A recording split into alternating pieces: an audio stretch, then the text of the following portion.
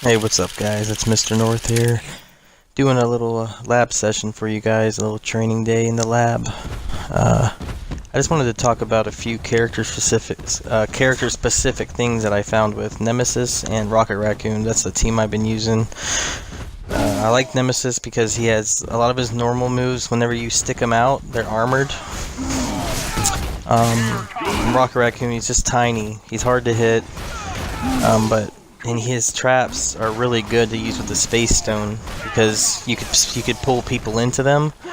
And Nemesis, whenever you use the Space Storm, the Surge, the Stone Surge, it puts them in the box, and that forces the opponent to deal with your armor. So if they're trying to do anything in the box and you're Nemesis, you're gonna armor right through it, and you can get a full combo. And he hits hard. Here, I think I'm demonstrating how, just on his basic magic series, his up, down, he can get close to 5,000 damage, which is about 50% for most characters. That's without any bar. Here I'm demonstrating, I'm trying to practice doing it mid-screen because you have to do your hard kick move, which is his Dirty Noodles spike that comes down, that right there. And you have to do that as late as possible, and that will allow you to land closer or land on the ground almost at the same time as your opponent, which will allow you to do a wave dash up and be able to connect a crouching light kick into another launcher. So another character specific thing with Nemesis is his magic series in the air. If you just do the regular magic series, it's not going to work. His moves come out too slow. So what you can do is you can get 2 light punches in first. And I think I demonstrate that here. Yeah. You get 2 light punches in first. And then you can either go with your light kick or your hard punch. The hard punch is like a rocket launcher slam type thing. And then the light kick is where you shoot all the tentacles out of you. And then after that, you'll cancel it into your hard kick, which is your spike, which spikes him back to the ground for a ground bounce. Now, if you're not aware of some of the combo mechanics in this game, and I'm not saying I figured this out or anything. I actually watched Cross Counter TV and watched Jay Wong, who's the 1% of 1% of Marvel players. So, he's won so many EVO championships in Marvel games. And I trust him, so I've always looked up to him ever since I was a kid, to be honest. So, there's 3 juggle points, what he would call juggle points, and you can actually use all 3 of them in the combo if you're good enough. And those 3 juggle points are: you get 1 wall bounce, you get 1 ground bounce, and that ground bounce is actually when you spike the opponent to the ground from a magic series in the air. And then you also get a hard knockdown, and that could lead into what I would call a true OTG, because whenever you do a ground bounce, it looks like you're OTGing them, but they're actually bounced up in the air, and you can use just about any move to pick them up into a launcher or into another string that leads into a special, into a super. That's why they call this game infinite. There's so many possibilities. Let's see, what other character-specific things do we have here with Nemesis? See, Nemesis is cool. I like him because he has a special. All his special moves are a ground bounce or a wall bounce, and you can do so much with just that. Let's see, it's character-specific. So yeah, what I use for his magic, I think for each character you should learn how to, before you do any fancy combos or anything. And if you're not using the auto combo function, but you want to learn how to actually, how the combo structure works in this game, I recommend you take your character and you grind out learning how to do your light punch, light kick, heavy punch, heavy kick, and 2 launcher, which the universal launcher is down, heavy punch. So you start off with that, and whenever you chase the enemy in the air, figure out what your character-specific magic series is. Some of them, like Rocket Raccoon, you can do light punch, light kick, heavy punch, heavy kick, but his most optimum one in the air is actually light punch, light kick, heavy punch, heavy kick. And that's really good to use because after you use his grenade spike to the ground, which is heavy kick, it means you're doing it later in the combo than if you just did the regular 4-button magic series, which means when you land on the ground, you could wave dash up twice and pick him up with a crouching light kick. Usually what you want to do for the pop, which I call it the pop, whenever you're doing a ground bounce, after the spike on the ground for the ground bounce, is I use usually light kick or heavy kick. You want to find your furthest reaching and fastest normal that's going to be able to pop them up, and then it can also combo into your down your launcher, which is your down heavy punch. So you definitely want to figure out how to do that mid-screen for your two characters. You should be able to do it consistently in the left side and the right side for both of your characters. In my opinion, this is how I'm trying to learn the game, because I want to be able to have a strong foundation before I build on top of it. Because if you have a weak foundation and then you start doing that, you might be able to pull off a sick combo, but if you don't have any foundation before that, it's all going to fall to the ground, man. You need to have your basics down first. If you're doing auto combo right now, I don't see a problem with that, but it's only going to, in my opinion, it's only going to get you so far for so long, because sooner or later people are going to know exactly what every single combo you do looks like. They'll be able to block it and advancing guard it and then whenever you're still trying to do that combo after an advancing guard, they could wave dash up and whiff punish you into one of their full combos that's not an auto combo and almost is a touch of death.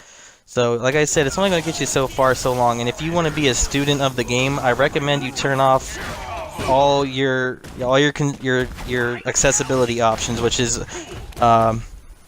your easy super, your auto combo, and your automatic super jump. Because there's going to be some really amazing things people are going to find as far as mid-air combos and loops and stuff later on. And if you're stuck pressing the X button, or I'm sorry, I'm on Xbox One, if you're stuck pressing the X button over and over again, you're really not getting better at the game.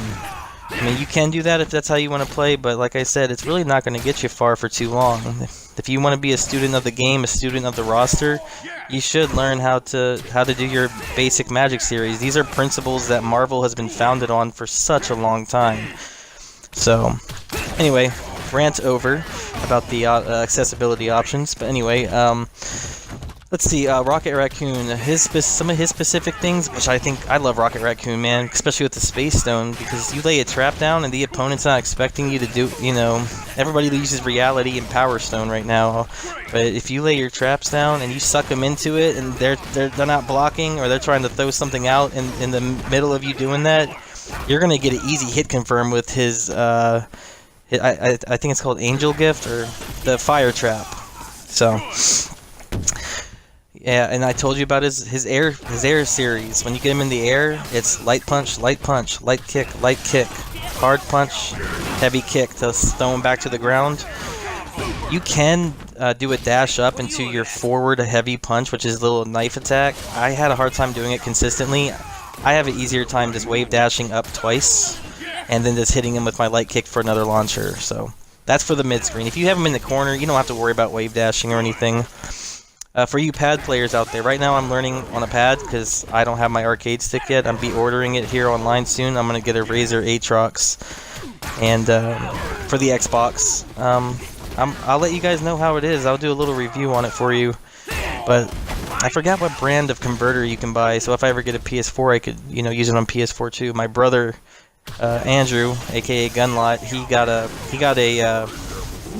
Razer, the same one, the equivalent for the PS4 of the Razer Aatrox. The only difference is that it's a blue, and he said that is the nicest thing he owns. So I'm hoping that the one for the Xbox is the exact same quality and everything.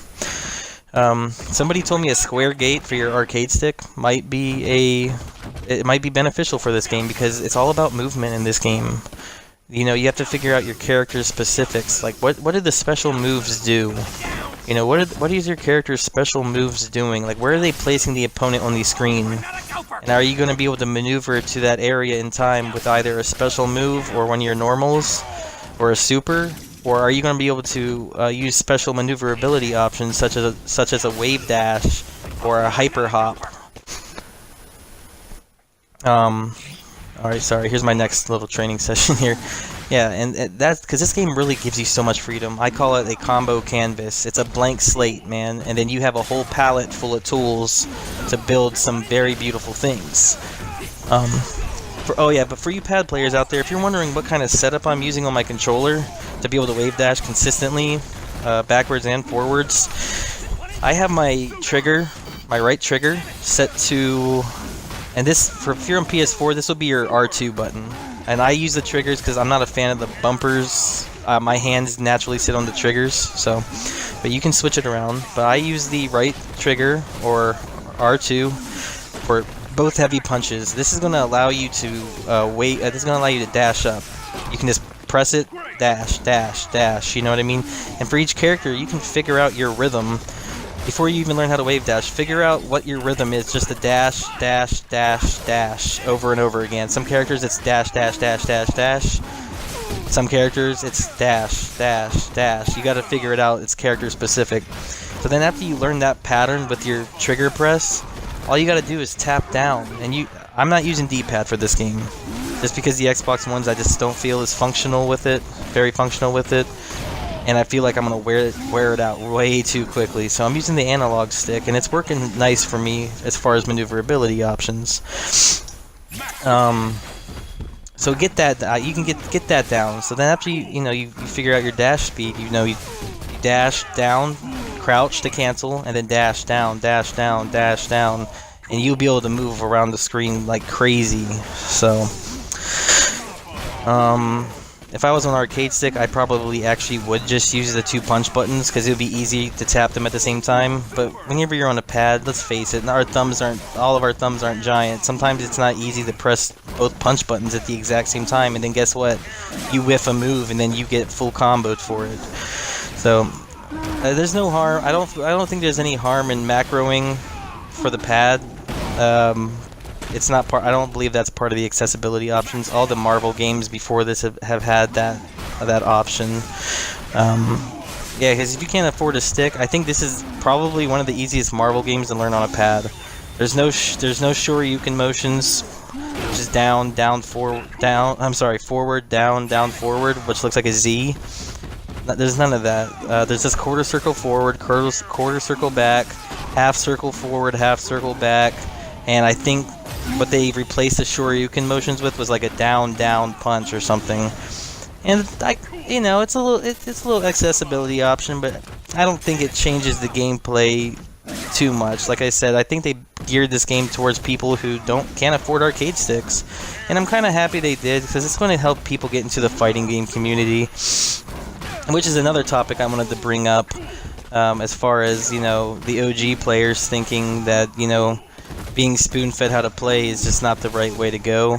And I can understand that, because I didn't have any help whenever I was a kid playing these games. I had to just suck it up, get beat, and I can understand that. However, we do want to build the fighting game community a little bigger. We want to keep out the punks, in my opinion. I'd like to keep out a bunch of the punk kids who really have no respect for the genre. But I mean, if people truly and humbly want to learn the game, that's what I would like to do, is have a pupil to teach all my 17 years of knowledge on these 2D fighting games like Space Control and everything. I remember when I was younger, I read David Sirlin's Guide to Winning or something. I can't remember what it's called, but it was a very, very interesting read. And I remember when I first understood the concept of Space Control and Street Fighter Super Turbo. Throwing a freaking fireball, and then you control the whole horizontal part of the screen, and then if they try to jump over it, you just Shoryuken them. Like, that blew my mind, and I think it's awesome. Marvel's not all about footsie game, it's not. It's more about hard reads, hit confirms, getting in and knowing, and don't drop your combo. That's what it's really about, and developing really, really nasty mix-ups and just dirty setups and things. Okay, yeah, I'm just wave dashing around here. Yeah, just ignore what's going on in the background if you're just listening to what I have to say. But I'd also like to give a shout out to Jay Chenzor. You don't know me, but I know you. I love watching your videos, and I just love the topics you have to bring up, and I just appreciate your commentary. Thank you so much. And all your tech videos, don't stop doing those. Those are freaking awesome.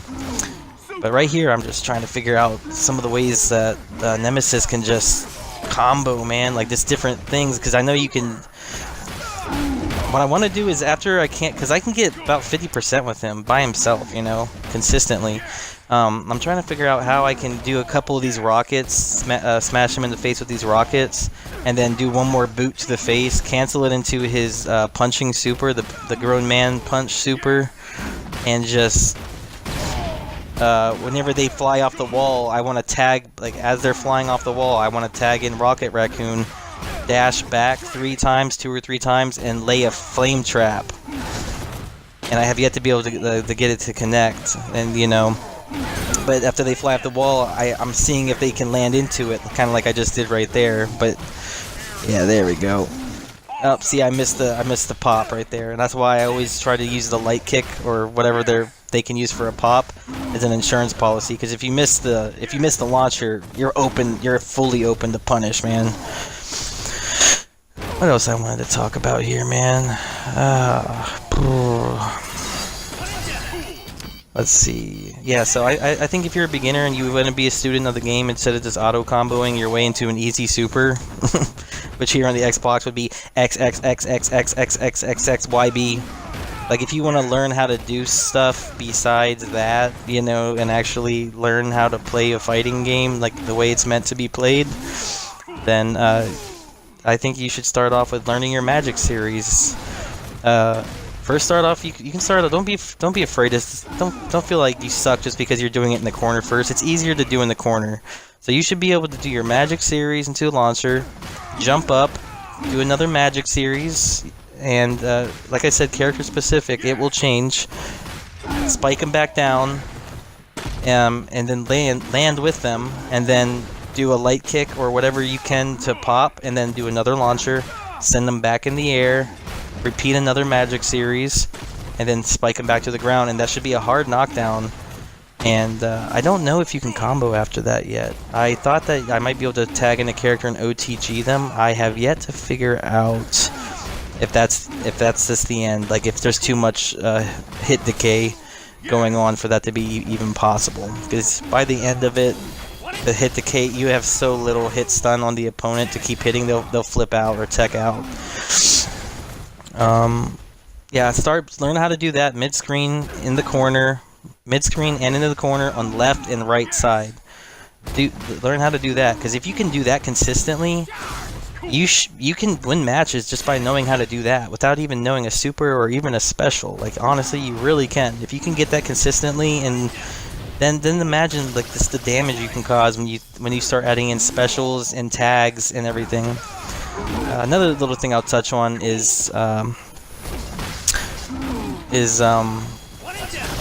if you can't consistently wave dash up, which is the dash crouch mid-screen to pick them back up for the second magic series, the second air combo, you can tag in what I would call, or what J-Wong called it, a neutral tag. Because when you're right next to the opponent and you tag your buddy in, there's actually a hit. It actually gives them a hit, and then after you get that hit, then you can start your next magic series. So if you can't get the wave dash up into a light kick and then to another launcher, what you do is you'll tag your guy in, and if you're close enough to the opponent, they'll come in and get a hit.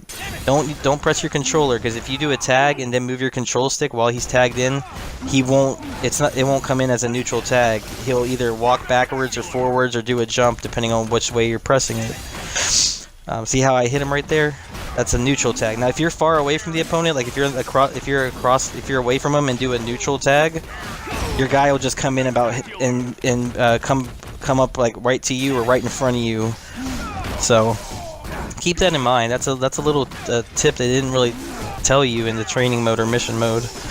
But alright guys, my recording is about to end here. Just so you guys know, I don't record this while I'm playing, so it's kind of difficult to talk to you guys with what's going on the screen efficiently, and I don't write scripts. So Alright guys, let me know what you think in the comments below. Like and subscribe if possible. It keeps me motivated to keep doing this stuff. And trust me, I need people to talk to during the winter. Y'all take it easy.